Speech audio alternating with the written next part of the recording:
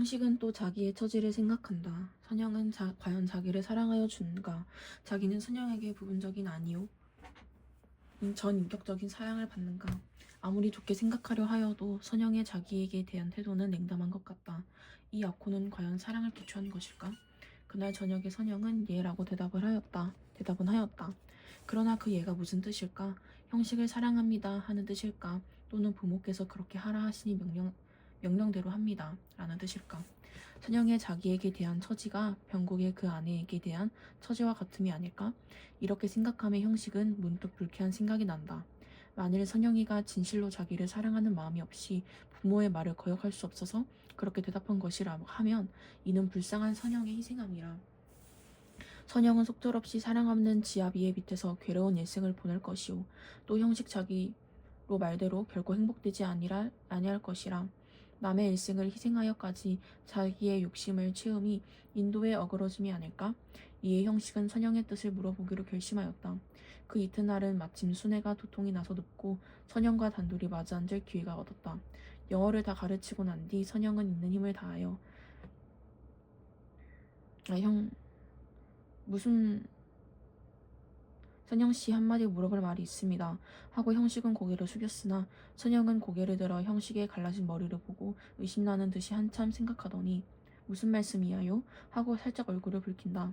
제가 묻는 말에 똑바로 대답해 주셔야 합니다. 이러하는 것이 마땅합니다. 사랑하는 사람 사이에 꺼리는 것이 무엇이 있겠습니까? 하는 형식의 가슴은 잠옷 울렁울렁한다. 사생이 달린 큰 판결이 몇 초 안에 내리는 듯하다. 선영도 아직 이렇게 책임중의 질문을 받아본 적이 없으므로 형식의 말에 무서운 생각이 난다. 그래서 어떻게 대답할 줄 모르면서 간단히 예하였다. 약혼하던 날 대답하던 예와 다름이 없는 예로다. 형식도 더 말하기가 참 어려웠다. 또 그 대답이 무섭기도 했다. 그러나 선영의 참뜻을 모르고 의심 속으로 지내기는 더 무서웠다. 그래서 우선에 사내답게 하던 말을 생각하고 기운을 내어 그러나 떨리는 목소리로 선영씨는 나를 사랑합니까? 하고는 힘있게 선영의 눈을 보았다. 선영도 하도 뜻밖의 질문이라 눈이 동그래진다. 더욱 무서운 생각이 난다. 실로 아직 선영은 자기가 형식을 사랑하는가 않는가를 생각해 본 적 없다. 자기에게는 그런 것을 생각할 권리가 있는 줄도 몰랐다. 자기는 이미 형식의 아내다. 그러면 형식을 섬기는 것이 자기의 의무일 것이다. 아무쪼록 형식이가 정답게 되도록 힘을 썼으나 정답게 아니 되면 어찌 하겠다 하는 생각은 꿈에도 한 일이 없었다. 형식의 이 질문은 선영에게는 청천벽력이었다. 그래서 물끄러미 형식을 보다가 그런 말씀을 왜 물으셔요? 그런 말을 물어야지요. 약혼하기 전에 서로 물어보았어야 할 것인데 순서가 바뀌었습니다. 그러나 이제라도 물어보아지요. 선영은 잠자코 앉았다. 분명히 말씀을 하십시오. 그렇다든지 아니라든지.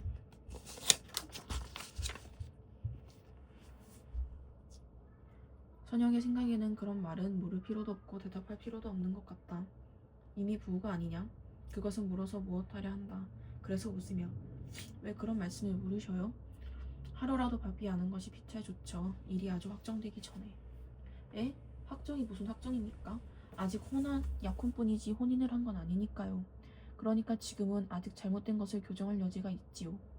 선영은 더욱 무서워서 몸에 소름을 끼친다. 형식의 말하는 뜻을 알 수가 없다. 그럼 약혼했던 것을 깨트리란 말씀입니까? 하는 선영의 눈에는 까닭 모르는 눈물이 흐른다. 고인다. 형식은 그것을 보매 이러한 말을 낸 것을 후회하였으나 예, 그 말씀이야요. 왜요? 만일 선영씨가 나를 사랑하지 아니하면 벌써 약혼을 했는데도? 약혼이 중요한 건 아니죠. 그러면 무엇이 중요합니까? 사랑이죠. 만일 사랑이 없다 하면 약혼은 무효죠. 선영은 한참 생각하더니 그러면 선생님께서는? 저야 선영씨를 사랑하죠. 생명보다도 사랑하지요. 그러면 그만 아닙니까? 아니요. 선영씨도 저를 사랑하셔야죠. 아내가 지아비를 아니 사랑하겠습니까? 형식은 물끄러미 선영을 본다. 선영은 고개를 숙인다. 그것은 네 말입니까? 성경이 아니습니까? 그렇지만은 선영씨는 어떻게 생각합니까? 선영씨의 진정으로는? 저도 그렇게 생각하죠. 아내가 되었으니까 지아비를 사랑합니까? 또는 사랑하니까 아내가 됩니까? 이것도 선영에겐 처음 듣는 말이다. 그래서 자기도 무슨 뜻인지 모르면서 마찬가지 아닙니까? 마찬가지라는 말에 형식은 놀랐다. 이것이 어찌하여 마찬가지일까? 이 계집애는 아직 그런 것을 생각할 줄 모르는구나 하였다. 그래서 이런 이 집 해지하고 한마디로 대답해 주십시오. 저를 사랑하십니까? 하는 소리는 얼만큼 애원하는 듯하다. 아니요 하는 대답이 나오면 형식은 곧 죽을 것 같다. 꼭 담은 선영의 입술은 형식의 생명을 맡은 재판관의 입술과 같다. 선영은 이제는 머리가 혼란하여 더 생각할 수 없었다. 형식의 비참한 얼굴을 보매 다만 무서운 생각이 날 따름이다. 그래서 다만 예 하였다. 형식은 한 번 더 물어보려 하다가 얘가 변하여 아니오가 될 것이 무서워서 꾹 참고 갑자기 선영의 손을 쥐었다. 그 손은 따뜻하고 부드러워서 마치 형식의 손에 녹아버리고 마는 듯하였다. 선영은 가만히 있다. 형식은 한 번 더 힘을 주어서 선영의 손을 쥐었다. 그리하고 선영이가 마주 꼭 쥐어주기를 바랬으나 선영은 고개를 숙이고 가만히 있었다. 형식은 얼른 손을 놓고 집으로 돌아왔다. 왜 그렇게 갑작스럽게 나왔는지 형식도 모른다. 선영은 인사도 아니하고 형식에 나가는 양을 보았다. 그렇건만 나에겐 옷이 없었다. 아내는 내게 옷을 주지 않았다. 입고 있는 꼬르튼 양복 한 벌이 내 자리 옷이었고 통상복과 나들이 옷을 경험한 것이었다. 그리고 하인에게 스웨터가 한 조각 사철을 통한 내 네이다. 그것들은 하나같이 다 빛이 검다. 그것은 내 짐작 같아서는 즉 빨래를 댈 수 있는 데까지 하지 않아도 보기 싫지 않도록 하기 위한 것이 아닌가 한다. 나는 허리와 두 가랑이 세 군데 다 고무 밴드가 끼워져 있는 부드러운 사루마다를 입고 그리고 아무 소리 없이 잘 놀았다. 어느덧 손수건만 해졌던 볕이 나갔는데 아내는 외출해서 돌아오지 않는다. 나는 요만이라도 조금 피곤하였고 또 아내가 돌아오기 전에 내 방으로 가 있어야 될 걸 생각하고 그만 내 방으로 건너갔다. 내 방은 침침하다. 나는 이불을 뒤집어 쓰고 낮잠을 잔다. 한 번도 거든 일이 없는데 이부자리는 내 몸뚱이의 일부분처럼 내게는 참 반갑다. 잠은 잘 오는 적도 있다. 그러나 또 전신이 까짓까짓하면서 영 잠이 오지 않는 적도 있다. 그런 때는 아무 제목으로나 제목을 하나 골라서 연구했다. 나는 내 좀 축축한 이불 속에서 참 여러 가지 발명도 하였고 논문도 많이 썼다. 시도 많이 지었다. 그러나 그것들은 내가 잠이 드는 것과 동시에 내 방에 담겨져 철철 넘치는 그 흐느흐느한 공기에 다 비누처럼 풀어져서 온데간데 없고 한참 자고 깬 나는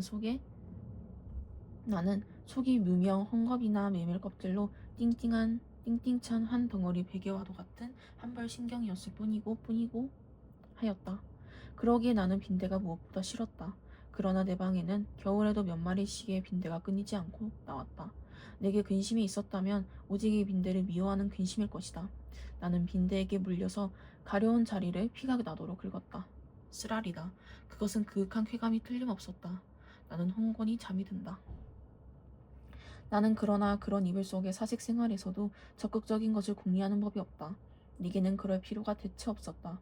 만일 내가 그런 좀 적극적인 것을 궁리해내었을 경우에 나는 반드시 내 아내와 의논하여야 할 것이고 그러면 반드시 나는 아내에게 꾸지람을 들을 것이고 나는 꾸지람이 무서웠다는 보다 성가셨다. 내가 제법 한 사람의 사회인의 자격으로 일을 해보는 것도 아내에게 사설 듣는 것도 나는 가장 게으른 동물처럼 게으른 것이 좋았다. 될 수만 있다면 이 무의미한 인간의 탈을 벗어버리고 싶었다. 나에게는 인간 사회가 스스러웠다. 생활이 스스러웠다. 모두가 서먹서먹할 뿐이다. 여러 번 자동차에 치일 뻔하면서 나는 그래도 경성역을 찾아갔다.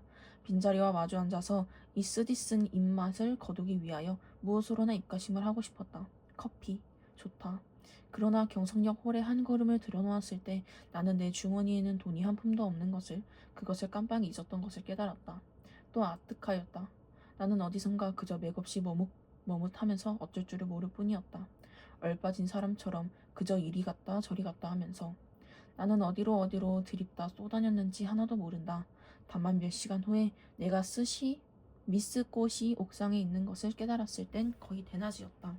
나는 거기 아무데나 주저앉아서 내 자라온 26해를 회고하여 보았다. 몽롱한 기억 속에는 이렇다는 듯 아무 제목도 불거져 나오지 않았다. 나는 또 내 자신에게 물어보았다. 너는 인생에 무슨 욕심이 있느냐고. 그러나 있다고도 없다고도 그런 대답은 하기 싫었다. 나는 거의 나 자신의 존재를 인식하기조차 어려웠다. 허리를 굽혀서 나는 그저 금붕어나 들여다보고 있었다. 금붕어들은 참 잘들도 생겼다. 작은 놈은 작은 놈대로 큰 놈은 큰 놈대로 다 싱싱하기 보기 좋았다. 내리비치는 5월 햇살의 금붕어들은 그릇바탕에 그림자를 내려뜨렸다. 지느러미는 하늘하늘 손수건을 흔드는 흉내를 낸다. 나는 이 지느러미 수요를 헤어보기도 하면서 굽힌 허리를 좀처럼 펴지 않았다. 등허리가 따뜻하다. 나는 또 회탁의 거리를 내려다보았다. 거기에는 피곤한 생활이 또 금붕어 지느러미처럼 흐느흐느 허비적거렸다. 눈에 보이지 않는 끈적끈적한 줄에 엉켜서 헤어나오지들 못한다. 나는 피로와 공복 때문에 무너져 들어가는 몸뚱이를 끌고 그 회탁의 거리 속으로 섞여 들어가지 않는 수도 없다 생각하였다. 나서서 나는 또 문득 생각하여 보았다. 이 발길이 지금 어디로 향하여 가는 것인가들. 그때 내 눈앞에 아내의 모가지가 벼락처럼 내려 떨어졌다. 아스피린, 아달린. 우리들은 서로 오해하고 있느니야. 설마 아내가 아스피린 대신에 아달린의 정량을 나에게 먹여왔을까? 나는 그걸 믿을 수 없다. 아내가 대체 그럴 까닭이 없을 것이니.